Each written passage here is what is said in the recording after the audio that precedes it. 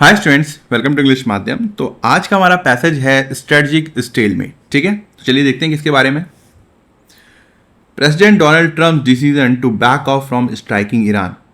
कह रहा है कि डोनाल्ड ट्रम्प का जो डिसीजन है कि उन्होंने जो ईरान के ऊपर स्ट्राइक करने जा रहे थे, बमबारी करने जा रहे थे, उससे वो पीछे हट गए, उस डिसीजन को पीछे ले लिया है। Just hours after threatening to seize the country's Kharg island.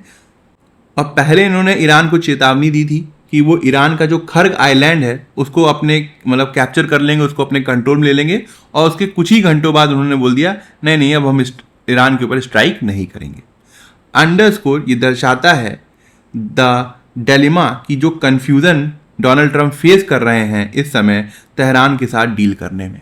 मतलब कि ये जो डिसीजन बार बार उनके चेंज हो रहे हैं, इसको ये जो समस्या दिख रही है ये दिखा रहा है कि डोनाल्ड ट्रम्प कितने ज़्यादा कन्फ्यूज्ड हैं तेहरान के साथ डील करने में। Mister Trump who launch the conflict with his ally Benjamin Netanyahu of Israel on 28 फरवरी। कह रहा है कि मिस्टर ट्रम्प जिन्होंने ये लड़ाई स्टार्ट की थी अपने साथी के साथ जो कि हैं बेंजामिन नेतन्याहू, इजराइल के प्राइम मिनिस्टर, 28 फरवरी को, now wants to end it through talks। अब वो इस लड़ाई को ख़त्म करना चाहते हैं बातों के साथ। लेकिन Iran which survive 40 days of US Israeli bombing, जिसने 40 दिन तक यूएस इजरायली जो बॉम्बिंग थी उसको सर्वाइव कर लिया, and now control the Strait of Hormuz. अब वो स्ट्रेट ऑफ हॉर्मुज के ऊपर उसका कंट्रोल है। Appears unwilling to hand him her diplomatic victory. ऐसा लग रहा है कि अब इजराइल जो है उसकी कोई भी इच्छा नहीं है, अनविलिंग है मतलब वो तैयार नहीं है कि ये जो डिप्लोमेटिक विक्ट्री उसको मिली है वो डोनाल्ड ट्रम्प को दे दे। Caught between an uncontrollable Israel. कह रहा है कि दो लोगों के बीच में फंसकर, एक तरफ तो इजराइल है जो कि अनकंट्रोलेबल है, जिसको कंट्रोल नहीं किया जा सक रहा है, whose bombing of Lebanon threatens the fragile US Iran ceasefire, जिसकी जो बॉम्बिंग थी लेबनान के ऊपर एक तरीके से खतरा बन गई थी जो कमजोर यूएस और ईरान के बीच में सीजफायर एग्रीमेंट हुआ था उसके लिए। And an emboldened Iran. Emboldened का मतलब होता है बहुत ज़्यादा साहसी। तो ये जो बहुत ही ज़्यादा साहसी हौसले वाला जो ईरान है, that has become increasingly defined, जो कि बहुत ज़्यादा एक तरीके से विरोध करने वाला हो गया। डिफाइंड का मतलब होता है जो हर चीज़ में विरोध करे, जो बिल्कुल भी आज्ञा ना माने। That become increasingly defiant and intransigent. Intransigent का मतलब होता है बहुत ज़्यादा जिद्दी, stubborn. Mister Trump reverted to his familiar play book of using military pressure to alter Tehran negotiating position. कह रहा है कि इन दोनों के बीच में फंसकर एक तो अनकंट्रोलेबल इजराइल और दूसरी एक जो है बहुत साहसी ईरान जो बहुत ज़्यादा मजबूत है, जो कि बात नहीं मान रहा है, तो ट्रम्प जो है उन्होंने दोबारा से वही एक तरीके से हथियार अपना लिया, उसी टैक्टिक्स को वो यूज़ करने लगे। वो कौन सी थी? मिलिट्री प्रेशर वाली, कि लगातार ईरान के ऊपर मिलिट्री प्रेशर बना रहे थे ताकि जो तेहरान की निगोशिएटिंग पोजीशन है, जो उसके पास कंट्रोल है, उसको वो अल्टर कर सके, चेंज कर सके। ऑन वेंसडे, कह रहा है कि वेंसडे को he ordered strikes on Iran. इन्होंने क्या कहते हैं ईरान के ऊपर स्ट्राइक करने का ऑर्डर दिया था। After confirming that a US Apache helicopter had been shot down over the Strait of Hormuz. और ऐसा डिसीजन तब आया जब ये कंफर्म हो गया कि जो यूएस अपाचे हेलीकॉप्टर है उसको मार गिराया गया है स्ट्रेट ऑफ हॉर्मुज के ऊपर। Iran retaliated bye striking US bases in Kuwait, Bahrain and Jordan. और जब इन्होंने ऐसा ऑर्डर दिया तो ईरान को पता चल गया, तो ईरान ने जवाबी कार्रवाई की, रिटेलिएट किया। कहां पर? यूएस के बेसिस के ऊपर अटैक करके। वो कहां पे थे? एक तो कुवैत में, बहरीन में और जॉर्डन में। After 2 nights of tit for tat strike, लगातार 2 नाइटों जो लगातार स्ट्राइक होती रही, अमेरिका क्या कहते हैं ईरान के ऊपर करता रहा, ईरान जो है वो यूएस एयरबेस के ऊपर करता रहा। Mister Trump backed of on Thursday. Mister Trump जो है वो थर्सडे को पीछे हट गए। बैक्ड ऑफ मतलब पीछे हटना। क्लेमिंग प्रोग्रेस इन टॉक्स, और उन्होंने ये क्लेम किया कि बातचीत जो है वो चल रही है। और ये बातचीत किसके साथ चल रही है? ईरान के साथ। ओवर द पास्ट 2 मंथ, कह रहा है कि 2 महीनों में, he has claimed dozens of times that a deal with Iran was with in reach. कि डोनाल्ड ट्रम्प ने बहुत बार ये क्लेम किया है कि ईरान के साथ जो डील है वो बस होने ही वाली है। In the war's escalation cycle, Mr Trump takes 1 step forward and 2 step back. कह रहा है कि जब वॉर को बढ़ाने की बात आती है तो मिस्टर ट्रम्प जो है वो एक कदम आगे बढ़ाते हैं तो 2 कदम जो है वो पीछे हटा लेते हैं। When Mr. Trump dispatched his armada to Iran shores in February, कह रहा है कि जब मिस्टर ट्रंप ने अपनी नेवी, अर्माडा जो है वो यूएस की नेवी को बोलते हैं, कि जो अपनी नेवी इन्होंने ईरान के तट में फरवरी को भेजी थी, he wanted to force Tehran into submission through military pressure. वो ये चाहते थे कि तेहरान जो है वो एक तरीके से सरेंडर कर दे मिलिट्री प्रेशर के आगे। The US and Israel had an ambitious list of demand. कह रहा है कि यूएस और इजराइल के जो थे वो बहुत बड़े बड़े गोल थे, महत्वाकांक्षी थे दोनों के, और बहुत बड़ी बड़ी इनकी डिमांड थी। उसमें क्या क्या था? Including dismantling Iran nuclear programme, कि जो ईरान का न्यूक्लियर प्रोग्राम है उसको पूरी तरीके से डिसमेंटल कर दिया जाए, मतलब डिस्ट्रॉय कर दिया जाए। डिग्रेडिंग इट्स मिसाइल कैपेबिलिटीज, जो ईरान की मिसाइल क्षमताएं हैं उसको भी डिग्रेड कर दिया जाए, कमजोर कर दिया जाए। And ending it's support for non state militias, जो ईरान अपने यहाँ गुटों को, आपने सुना होगा कि ईरान जो है अलग अलग उनके यहाँ ग्रुप हैं जिसको इजराइल अमेरिका टेररिस्ट बोलते हैं, उनको सपोर्ट करता है। तो इनका ये भी एम था कि पूरी तरीके से ये जो सपोर्ट ईरान देता है ऐसे आर्म्ड ग्रुप्स को, इसको भी रोक दिया जाए। When the US and Israel launched the war, कह रहा है कि जब यूएस और इजराइल ने वॉर लॉन्च किया था, they wanted regime change in Tehran. तो इनका इरादा ये था, इनका ऑब्जेक्टिव ये था कि जो तेहरान में सरकार है उसको चेंज कर दिया जाए। मोर देन 3 months लेटर, कह रहा है 3 महीने से भी पहले, the war which fail to achieve any of its declared objective, एक ऐसा युद्ध जिसने किसी भी तरीके का ऑब्जेक्टिव कंप्लीट नहीं किया, मतलब जो चीज ये इजराइल और यूएस एक साथ करना चाहते थे वो उस ऑब्जेक्टिव को अचीव नहीं कर पाए हैं।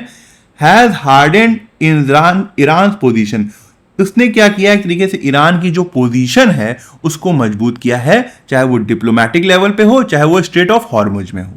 If Iran was willing to make concessions on its nuclear programme on February 27, कह रहा है कि अगर ईरान थोड़ा भी इच्छुक था कि वो अपने न्यूक्लियर प्रोग्राम में कुछ कंसेशन या छूट देता 27 फरवरी को, मगर अगर यूएस जो है बात करता तो शायद ईरान जो है वो अपना न्यूक्लियर प्रोग्राम में कुछ कमी करता, ऐसा पहले था। It now insist that any discussion on the nuclear file can take place only after the US-Israeli hostilities cease। कह रहा है कि अब कोई भी बात अगर होनी है, जोर दे के ये बात कर रहा है, इंसिस्ट मतलब जोर दे के ये बात कर रहा है कि अगर कोई भी बात अब न्यूक्लियर प्रोग्राम की होनी है तो पहले क्या है कि यूएस इजरायली को जो अपने अटैक हैं, जो अपनी लड़ाई है, कॉन्फ्लिक्ट, उसको रोकना होगा, बंद करना होगा। And the blockade is lifted, और जो इन्होंने ईरान के ऊपर ब्लॉकेड लगाया है, चारों तरफ से घेराबंदी की है, उसको हटाना होगा। The war has fundamentally altered the strategic reality of the region, कह रहा है कि इस वॉर ने पूरी तरीके से जो स्ट्रेटेजिक रियलिटी थी इस रीजन की, जहां पे वॉर लड़ा जा रहा है ना, मिडिल वेस्ट में, उसको पूरी तरीके से चेंज कर दिया है। यस, हाँ, Iran has absorbed significant military and economic cost, कह रहा है कि ईरान को बहुत ज़्यादा मिलिट्री और आर्थिक कॉस्ट को झेलना पड़ा है क्योंकि इतने बड़े देश के साथ युद्ध लड़ रहा है। But it has emerge strategically stronger, लेकिन वो रणनीतिक रूप से एक स्ट्रॉन्गर खिलाड़ी बन के उभरा है by taking control of the Hormuz strait, क्योंकि उसने हॉर्मुज स्ट्रेट के ऊपर कंट्रोल ले लिया है, and effectively trapping the US in a costly stalemate, और बहुत ही इफेक्टिव तरीके से उसने यूएस को उसी की चाल पर फंसा दिया है। और कॉस्टली स्टेलमेट का मतलब है कि ना तो यहाँ पे यूएस को कोई फायदा हुआ ना ही नुकसान हुआ, वो एक ऐसे युद्ध में फंस गया कि लगातार उसको अपना पैसा बहुत ज़्यादा बहाना पड़ रहा है। स्टेलमेट वर्ड आपने सुना होगा चेस में, कि जब आप किसी अपोनेंट को, आप जीतने वाले होते हो, जब चेक देते हो तो चेक के बाद जब कोई पोजीशन नहीं बचती है तो वो स्टेलमेट हो जाता है, मतलब आपने अपने अपोनेंट को रिस्पॉन्ड करने का मौका ही नहीं दिया, है ना, तो वो स्टेलमेट, ना तो आप जीतते हो ना तो हारते हो। तो एक तरीके से यूएस भी जो है वो उस समय स्टेलमेट की पोजीशन में आ गया है। Rather than chasing a delusional Iranian surrender, कह रहा है कि बजाय इसके कि हम ईरान को सरेंडर करा देंगे, ये जो मतलब तरीके से डिल्यूजनल ऑब्जेक्टिव है इनका, ये जो क्या कहते हैं अनरियलिस्टिक ऑब्जेक्टिव है, इसके बजाय Washington should adopt a phased realistic diplomatic approach. Washington को एक ऐसी अप्रोच अपनानी चाहिए जो कि फेज्ड मैनर में हो, मतलब स्टेप वाइज काम करना चाहिए और रियलिस्टिक हो। The priority should be to enforce and extend the ceasefire in good faith, कह रहा है कि जो प्राथमिकता होनी चाहिए वो यही होनी चाहिए कि सीज फायर को इन्फोर्स कराया जाए, लागू कराया जाए और एक्सटेंड कराया जाए अच्छे इरादे के साथ। And leave the blockade in exchange for Iran reopening the Strait of Hormuz, और ईरान अगर स्ट्रेट ऑफ हॉर्मुज खोले तो उसके एक्सचेंज में अमेरिका को भी, यूएस को भी ईरान के ऊपर जो ब्लॉकेड इन्होंने लगा रखे हैं उसको हटाना चाहिए। वंस स्टेबिलिटी इज स्टोर्ड, जब एक बार स्टेबिलिटी रीजन में आ जाए, जब कॉन्फ्लिक्ट बंद हो जाए पूरी तरीके से, both sides can return to substantive talks, तो दोनों ही जो साइड्स हैं, चाहे अमेरिका हो गया, ईरान हो गया, वो फिर एक तरीके से जो ठोस बातचीत है उसके ऊपर लौट सकती हैं on Iran nuclear programme, Iran का जो न्यूक्लियर प्रोग्राम है उसके ऊपर, and work towards a durable end to the conflict, और इस कॉन्फ्लिक्ट को पूरी तरीके से अंत करने के लिए काम कर सकती हैं। सब्सटेंटिव का मतलब होता है जो मीनिंगफुल बातें हैं, मतलब जो थोड़ा सा महत्व रखती हैं, ठीक है। अब बताओ इसमें कौन सा स्टेटमेंट ट्रू है पैसेज के अनुसार। A couple of first world powers are currently grappling with the strategic consequences of a military standoff that they themselves initiated, बिल्कुल सही है।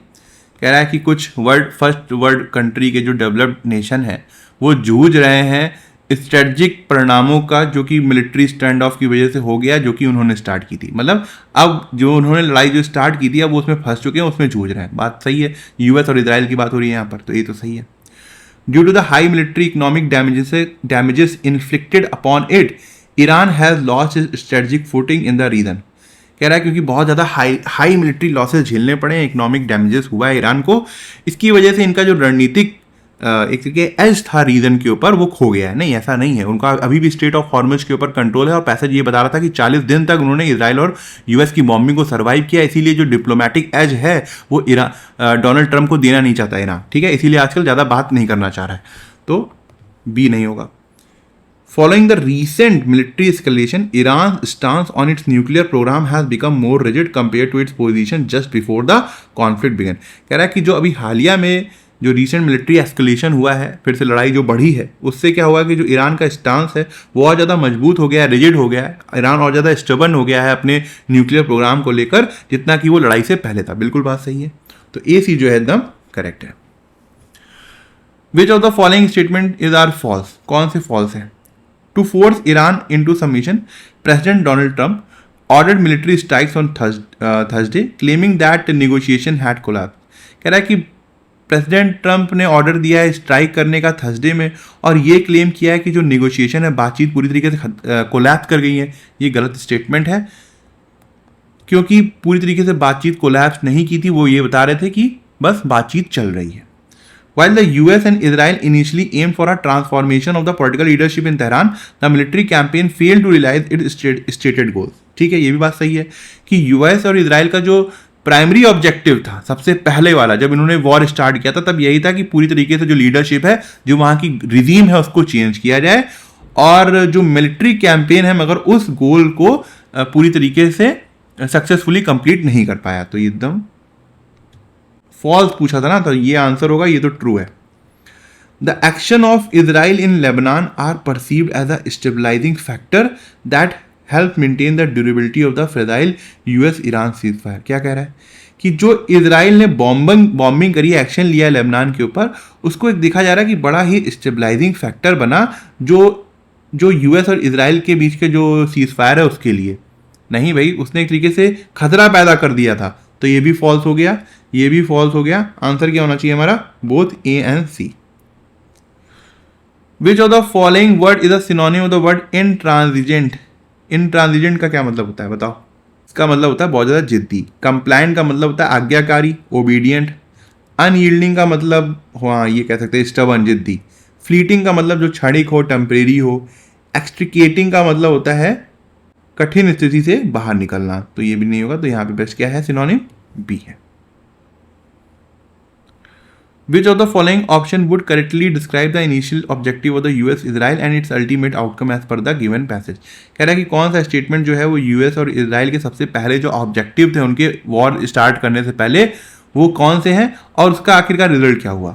The allied forces expected to bring off the complete dismantling of Iran strategic asset but instead got bogged down in a costly statement. बिल्कुल बात सही है कि इनकी ये ऑब्जेक्टिव था, ये पूरी तरीके से ईरान के जितने भी स्ट्रेटजिक एसेट हैं, चाहे वो न्यूक्लियर वेपन हो गया, चाहे वो मिसाइल हो गया, उसको पूरी तरीके से तबाह कर देंगे। मगर हुआ क्या कि ये उल्टा ही फंस गए और ये स्टेलमेट की पोजीशन में आ गए, है ना, तो ये एकदम करेक्ट है। The US and Israel wanted to break out the Iranian regime entirely through an armada succeeding perfectly in making Tehran surrender. क्या करा है, अब देखो यहीं पे कह दिया कि ये सक्सेसफुल रहे कि इन्होंने तेहरान को सरेंडर करा दिया। ऐसा पैसेज में कहीं पढ़ा, गलत हो गया। Leader expected to clear out the Strait of Hormuz by backing off from the ceasefire on the first day of the conflict। कह रहा है कि लीडर से ये एक्सपेक्टेड था कि वो स्टेट ऑफ हॉर्मुज को खाली कर देंगे सीज फायर से पीछे हटकर पहले ही दिन कॉन्फ्लिक्ट के, कोई मतलब नहीं है। ये हमारा जो है वो करेक्ट आंसर है, ठीक है। इसमें मैं ऑथर की टोन बतानी है, क्रिटिकल है, हाँ क्रिटिसाइज तो किया है ना, डोनाल्ड ट्रम्प को क्रिटिसाइज किया है, इसराइल को क्रिटिसाइज किया है, और जो तरीके से जितनी समस्याएं हैं तो क्रिटिसाइज तो किया है। यूलोजिजिंग का मतलब होता है प्रशंसा करना, गुणगान करना। प्रैग्मेटिक का मतलब होता है प्रैक्टिकल अप्रोच। हाँ, लास्ट के पैसेज में थोड़ा सा ये भी बताया कि किस तरीके से यूएस को काम करना चाहिए प्रैक्टिकल अप्रोच के ऊपर, फेस्ड मैनर अप्रोच के ऊपर, कि किसी तरीके से ये जो क्या कहते हैं समस्या बनी हुई है, इससे पूरी दुनिया जो है निजात पाए। तो प्रैग्मेटिक भी सही है, क्रिटिकल भी सही है, तो ए सी जो है वो हमारा आंसर होगा। ये आज का क्लोज टेस्ट, ठीक है, एक बार पढ़ के देखो फिर स्टार्ट करते हैं। Most corporate turnarounds have similar themes. कह रहा है कि ज़्यादातर जो कंपनियां घाटे से उभर कर फिर से अपने आप को रिकवर करती हैं, उन सब की एक ही टाइप की कहानी होती है। नया ओनरशिप होता है, एंड इंजेक्शन ऑफ कैपिटल, बहुत ज़्यादा पैसा डाला जाता है, राइट साइजिंग, जो कंपनी होती है उसमें थोड़े से बदलाव किए जाते हैं, एम्प्लॉयज़ को हटाया जाता है या फिर रिक्रूट किया जाता है। कैपेक्स मतलब कैपिटल एक्सपेंडिचर है ना, पैसा सा खर्च किया जाता है बिजनेस में। प्रोडक्ट रिवेटलाइजेशन का मतलब है प्रोडक्ट को और अच्छा बनाया जाता है। And for the successful once profitability, और ये सब करने के बाद जब सक्सेस मिलती है तो उसमें प्रॉफिट आ जाता है। Just 4 years ago, with the transition from being a public sector undertaking to new ownership under the Tata Group, Air India was supposed to be that story। कह रहा है कि बस 4 साल पहले ये जो ट्रांजिशन हुआ था कि गवर्नमेंट सेक्टर से हटाकर अब एक नई ओनरशिप मिल गई थी टाटा ग्रुप को, तो ये माना जा रहा था कि यही एयर इंडिया की कहानी होने वाली है। क्या मतलब, इनको अब नई ओनरशिप मिल गई थी, कैपिटल इंजेक्ट हो रहा था, बड़ा पैसा मिल रहा था, अब ये लग रहा था कि हाँ ये अब सफलता की ओर आगे बढ़ेंगे। हालांकि it has been anything but, लेकिन इस तरीके का कुछ भी नहीं हुआ। The airline continues to dash severe losses. कहने का मतलब यहाँ पे आ रहा है कि जो एयरलाइन है लगातार वो काफ़ी गंभीर लॉसेज को हो रहे थे। इट्स रेपुटेशन रिक्वायर्स रिपेयर, उसकी जो रेपुटेशन थी उसको ठीक करने की जरूरत थी। And as we mark the first anniversary of the horrific Ahmedabad crash of Air India Flight 171, where 241 people on board and 19 on the ground lost their lives, there are more questions than answers। कह रहा है कि जबकि हम first anniversary की तरफ आगे बढ़ रहे हैं अहमदाबाद क्रैश की, जिसको 171 जो एयर इंडिया फ्लाइट का हुआ था, जिसमें 241 लोगों की मृत्यु हो गई थी ऑन बोर्ड जो प्लेन के अंदर थे, और 19 लोग ऑन ग्राउंड मारे गए थे। कह रहा है कि हमारे पास सवाल ज़्यादा हैं जवाब से। All this while, Air India continues to struggle with culture, cash flow and credibility।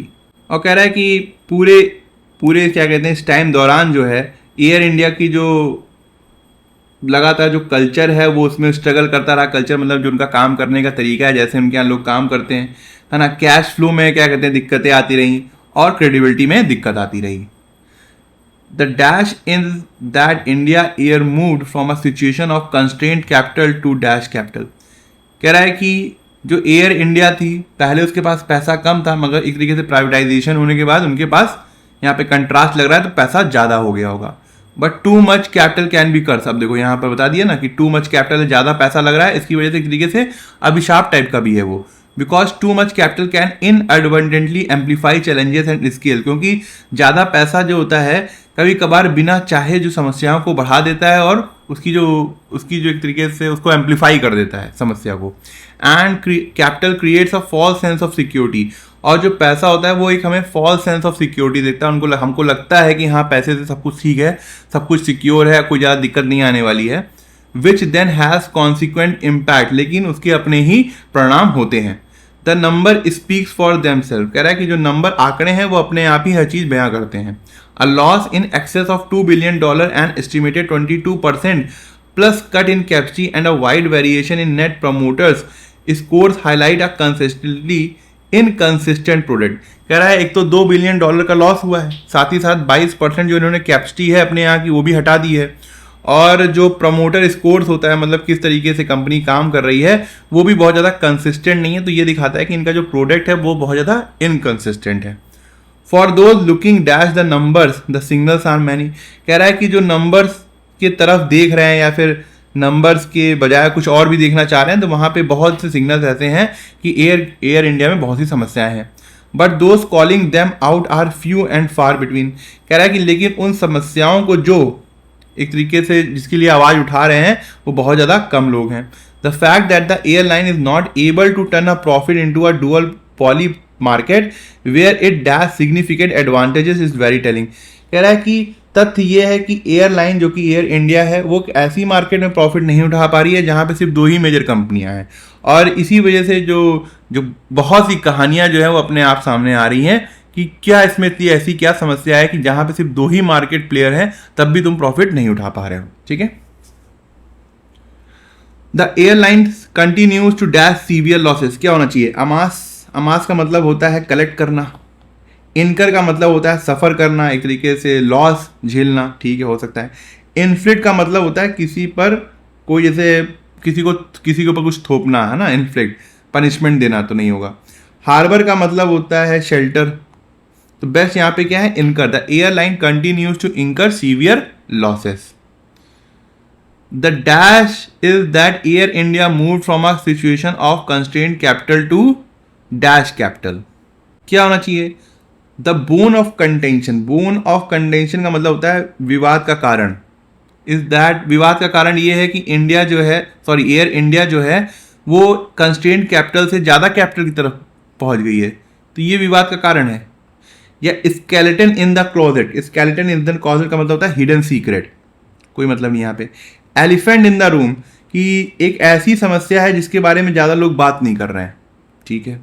Writing on the wall का मतलब होता है वार्निंग साइन। अब कुछ कन्फ्यूज़न यहीं पे आया होगा, मगर एक चीज़ बताओ, अगर मैं आपको भी पैसा दे दूं, मान लो 10 करोड़ रुपए कोई भी कंपनी दे दे या लोन दे दे कोई, तो ये लोग ये मतलब स्वाभाविक सी बात है ना, यही सोचा जाएगा कि भाई इसका बिजनेस चल निकलेगा, कोई ये थोड़ा सोचेगा कि बहुत ज़्यादा लॉस में चले जाओगे। तो यहाँ पे बोन ऑफ कंटेंशन ना करके एलिफेंट इन द रूम की बात करते हैं कि जब ये इनका प्राइवेटाइजेशन हुआ तो एक तरीके से इनके पास जो पैसा आया वो ऐसी समस्या थी जिसके ऊपर ज़्यादा लोगों ने ध्यान नहीं दिया। तो the elephant in the room is that Air India moved from a situation of constraint capital to dash capital. अब कैपिटल का मतलब यहाँ पे क्या है? पैसा है। तो क्या होना चाहिए यहाँ पर? एफ्लुएंट। एफ्लुएंट का मतलब होता है अमीर, रिच। एफ्लुएंट कैपिटल नहीं होता, लोग होते हैं एफ्लुएंट। लैविश की मतलब बहुत ज़्यादा भव्य या फिर एकदम लैविश टाइप की लाइफ। अबंडेंट का मतलब होता है बहुत ज़्यादा, हाँ ठीक है ये। सुपरफ्लुअस का मतलब होता है कि ऐसी एक्स्ट्रा चीज़ें जो क्या कहते हैं एक तरीके से रिडंडेंट हो, जिनका कोई मतलब ना हो। हम लोग नहीं कहते कि ग्रामर में कि ये सुपरफ्लुअस है, यहाँ पे ये वर्ड नहीं होना चाहिए था, यहाँ पे ये वर्ब नहीं होनी चाहिए थी, तो वो इस वजह से कहते हैं क्योंकि वहाँ पे वो एक्स्ट्रा होती है, रिडंडेंट होती है, उसका कोई यूज़ नहीं होता वहाँ पर। तो ये सुपरफ्लुअस का मीनिंग नहीं आ रहा। यहाँ पे है अबंडेंट का मतलब बहुत ज़्यादा कैपिटल। पहले कंस्ट्रेंट कैपिटल हुआ करता था और जब से प्राइवेटाइजेशन हुआ तब से अबंडेंट कैपिटल हो गया है, ठीक है। For those looking dash the numbers, जो लोग आंकड़ों के बजाय और भी चीज़ें देख रहे हैं उनके लिए बहुत से सिग्नल्स हैं। बिसाइड्स का मतलब होता है उसके अलावा, इन एडिशन टू। बियॉन्ड का मतलब होता है अपार्ट फ्रॉम, है ना, उसके परे, मतलब अगर नंबर के अलावा भी कुछ देख रहे हैं तो बहुत से सिग्नल्स हैं वहाँ पर, ठीक है। अंडरनीथ का यहाँ कोई मतलब नहीं है, थ्रू का कोई मतलब नहीं है, तो बेस्ट यहाँ पे क्या होगा? Beyond. For those looking beyond the number the signals are many. अब यहाँ देखो, the fact that the airline is not able to turn a profit in a duopoly market where ये किसके लिए यूज हुआ है? एयरलाइन के लिए। क्या हुआ है? ये सिंगुलर सब्जेक्ट है। सिंगुलर सब्जेक्ट है, यहाँ पे देखो वर्ब आनी है ना। Significant advantage is very telling. क्या होना चाहिए? Hold, holding, hold, held. भाई यहाँ पे पास्ट का कोई मतलब ही नहीं है, प्रेजेंट में चल रहा है। होल्ड का मतलब नहीं है ना, क्योंकि सिंगुलर सब्जेक्ट है हमारा, तो बेस्ट क्या होगा हमारा? होल्ड्स होगा। अब ये पैरादम्बल S1 फिक्स है, S6 फिक्स है, जगह नहीं बची तो ये ऑप्शन लिए हुए हैं। ठीक है, एक बार खुद से देखो, PRSQ, RPSQ, SQPR, RSPQ, ये भी ऑप्शन दिए हुए हैं, जिनको अपना उतारना उतार लो। ठीक है, फिर स्टार्ट करते हैं। The world heritage list originally emerge from post world war II push to protect culturally and environmentally significant places threatened by conflict, industrialization and modern development। ठीक है, कह रहा है कि जो वर्ल्ड हेरिटेज लिस्ट के बारे में सुनी होगा ना, जो हेरिटेज लिस्ट होती है अलग अलग जगह, जो कल्चरल लिस्ट होती है, जैसे यहाँ पे बहुत से मंदिर होते हैं जो इंडिया में, उनको हेरिटेज लिस्ट में डाला जाता है। तो कह रहा है कि ये जो पोस्ट वर्ल्ड वॉर II के बाद एक तरीके से ये लिस्ट स्टार्ट हुई थी, और इसका काम ये था कि ये कल्चरली और इन्वायरमेंटली जो इंपॉर्टेंट प्लेसेस हैं उनको प्रोटेक्ट करना है। और किन सी चीज़ों से प्रोटेक्ट करना? कि जो कॉन्फ्लिक्ट होता है, लड़ाई झगड़ा होता है, या फिर इंडस्ट्रियलाइजेशन होता है, या फिर मॉडर्न डेवलपमेंट होता है, उससे बचाना। ठीक है, these emerging disputes highlights a growing global debate about what happens when the vital interest of local communities collide with the international efforts to preserve human shared heritage. कह रहा है कि ये जो डिस्प्यूट्स उभर रहे हैं, ये दर्शाते हैं कि क्या होगा जब जो लोगों के इम्पॉर्टेंट इंटरेस्ट हैं लोकल कम्युनिटीज़ के, वो टकराएंगे जो लगातार अंतर्राष्ट्रीय एफर्ट चल रहा है हेरिटेज को प्रिजर्व करने का। मतलब उस प्रक्रिया को प्रिजर्व करने की प्रक्रिया में, जो हेरिटेज को प्रिजर्व करना है, अगर वहाँ की लोकल कम्युनिटीज़ के इंटरेस्ट आड़े आएंगे तो एक तरीके से कॉन्फ्लिक्ट पैदा होगा। इसके ऊपर चर्चा चल रही है कि किस तरीके के डिस्प्यूट जो है वो दिखने वाले हैं। ठीक है, समझ में आया वर्ल्ड हेरिटेज लिस्ट के बारे में? खुद से एक बार ट्राई करो। यहाँ देखो, पहले से P से स्टार्ट करते हैं। P, however, since the list early days, the explosive rise of social media has increasingly transformed this protective status into a powerful magnet for global tourism। कह रहा है हालांकि जब से ये लिस्ट, मतलब ये इसके जो लिस्ट के अर्ली डेज के बाद से ये जो बहुत तेजी से सोशल मीडिया बढ़ा है, उसमें क्या हुआ है कि ये प्रोटेक्टिव स्टेटस से हटकर एक पावरफुल मैग्नेट की तरह काम कर रहा है ग्लोबल टूरिज्म से। मतलब कि वर्ल्ड वॉर II में तो इसको एज अ प्रोटेक्शन टूल की तरह इसको यूज किया जा रहा था, मगर अब ये क्या है कि यहाँ पे इन हेरिटेज लिस्ट को देखकर लोग क्या कहते हैं, वहां पर टूरिज्म का बहुत ज़्यादा टूरिस्ट आने लगते हैं, बहुत ज़्यादा, तो वहाँ टूरिज्म बढ़ने लगता है। उससे क्या होता होगा कि जो लोकल वाले होते होंगे वहाँ पर, उनको बहुत समस्याएं होती होंगी। ठीक है, फॉर इंस्टेंस, अब क्या P से स्टार्ट कर सकते हैं? चलो P से अगर स्टार्ट करते भी हैं, अब देखो यहाँ पे दिया हुआ है PR। ठीक है, because this prestigious UNESCO designation unlocks, अब देखो अचानक से कह रहा है क्योंकि ये जो प्रेस्टिजियस यूनेस्को डेजिग्नेशन है वो बहुत से क्रूशियल इंटरनेशनल कंजर्वेशन फंडिंग को अनलॉक कर देता है। मतलब जैसे ही आपको आपके यहाँ किसी चीज़ को यूनेस्को डेजिग्नेशन मिल जाएगा, हेरिटेज मिल जाएगा, तो आपको बहुत सी फंडिंग मिलने लगेगी, मतलब उस प्लेस को। अभी कोई मतलब नहीं बना रहा है। PR के बाद, P के बाद सीधे, पहले तो तुम बता रहे हो यहाँ पर P में कि यहाँ पे टूरिज्म बढ़ जाता है, फिर अचानक से फंडिंग की बात करने लग गए, तो हम P के साथ तो नहीं जाएंगे। ठीक है, अब बचा S को देख लो, तो this sudden influx of tourist, जो अचानक से तेजी से टूरिस्ट बढ़ गए, often creates unforeseen problem for the very communities living in these recognised areas. तो कह रहा है कि ऐसी समस्याएं पैदा हो जाती हैं जो पहले कभी नहीं होती हैं, और किनके लिए? जो कि उस रिकॉग्नाइज्ड एरियाज में कम्युनिटीज रह रही हैं। अब S1 के बाद अचानक से टूरिज्म की बात यहाँ पे तो नहीं कर सकते, क्योंकि यहाँ पे टूरिज्म की S1 में कोई बात ही नहीं हुई है, तो S1 भी गया। अब इसका मतलब ये दिख रहा है कि R है पहला सेंटेंस। ठीक है, अब R देखते हैं, हल्का सा साफ कर देता हूँ अच्छी। Because this prestigious UNESCO designation unlock crucial international, ये बताया मैंने, है ना, इससे बहुत फंडिंग स्टार्ट हो जाती है। अब यहाँ पे तो क्या कह रहा है कि क्योंकि ये जो प्रेस्टिजियस यूनेस्को डेजिग्नेशन है, इसमें अलग अलग तरीके की जो फंडिंग है वो स्टार्ट हो जाती है। It has successfully become one of the most influential tools for heritage protection, इसीलिए सबसे ज्यादा इंपॉर्टेंट टूल बन गया ये हेरिटेज प्रोटेक्शन के लिए। तो यहां पे जो लिस्ट स्टार्ट हुई उसमें आर में बता दिया गया कि उस लिस्ट की क्या इंपॉर्टेंस है, उस लिस्ट में नाम आने से क्या फायदे होते हैं और ये किस तरीके से प्रोटेक्शन में काम आता है। ठीक है, उसके बाद क्या कर सकते हैं, अब देखो हम पी को ला सकते हैं, क्यों, क्योंकि पी और एस एक पेयर बना रहे हैं। कह रहा है कि जब से ये लिस्ट स्टार्ट हुई है तब से अब क्या है कि सोशल मीडिया बहुत ज्यादा बढ़ गया है, जिसकी वजह से ये जो प्रोटेक्टिव स्टेटस था अब वो एक पावरफुल मैग्नेट बन गया है ग्लोबल टूरिज्म के। मतलब लोग देखते हैं अच्छा ये लिस्ट में ये हेरिटेज है तो इसका मतलब ये इंपॉर्टेंट चीज होगी, चलो यहीं घूमने चलते हैं। ठीक है, तो यहाँ पे पी हो सकता है, आर के बाद पी हो सकता है, आर के बाद एस भी नहीं होगा, तो वैसे आंसर बी है। और उसके बाद देखो कह रहा है कि ये अचानक से जो टूरिस्ट बहुत तेजी से बढ़ते हैं तो ऐसी समस्याएं पैदा हो जाती हैं कम्युनिटीज जो वहां पर रह रही होती हैं और उनके लिए leading to severe local backlash against the designation.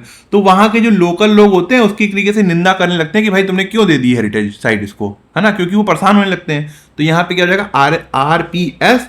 और लास्ट में कह रहा है कि एग्जाम्पल तौर पर जैसे कि resident of the picture perfect Slovakian village की बात अगर करें, जो कि विको लाइनिक argue that the massive crowds drawn by their heritage status have created far more issues than the title is worth. कह रहा है कि वहां पे ये समस्या आ गई कि इतने लोग वहां पर आने लग गए कि वहां के लोगों के लिए समस्याएं ज्यादा खड़ी हो गई। ठीक है, तो आर पी एस क्यू हमारा आंसर होना चाहिए, तो B is the correct answer. ठीक है, तो ठीक है, आज का लेक्चर यहीं ख़त्म करते हैं। आई होप आपको कुछ सीखने को मिला होगा और आप कमेंट सेक्शन में ज़रूर बताइएगा कि आपको आज का लेक्चर कैसा लगा और आपको क्या सीखने को मिला। अगर आप मुझसे इंग्लिश ग्रामर पढ़ना चाहते हैं तो आप हमारा ऐप इंग्लिश माध्यम प्ले स्टोर से डाउनलोड कर सकते हैं। ऐप ओपन करते ही आपके सामने होम स्क्रीन आएगी, वहाँ पे आपको 5 ऑप्शन मिलेंगे, मेन, लाइब्रेरी, फीड, लेक्चर, पास। लेक्चर में क्लिक करते ही आपके सामने 2 वर्जन आएंगे, फ्री और पेड। पेड में क्लिक करते ही आपके सामने इंग्लिश ग्रामर का एक सेक्शन आएगा जहाँ पे मैंने इंग्लिश एसएससी के लिए बहुत ही डिटेल में बताया हुआ है और बहुत ही सिंपल लैंग्वेज में बताया है, जो कि आपके कॉन्सेप्ट्स को और अच्छा करेगा और आपको अच्छे मार्क्स लाने में हेल्प करेगा। तब तक के लिए प्रैक्टिस करते रहिए। Thank you so much for watching this video.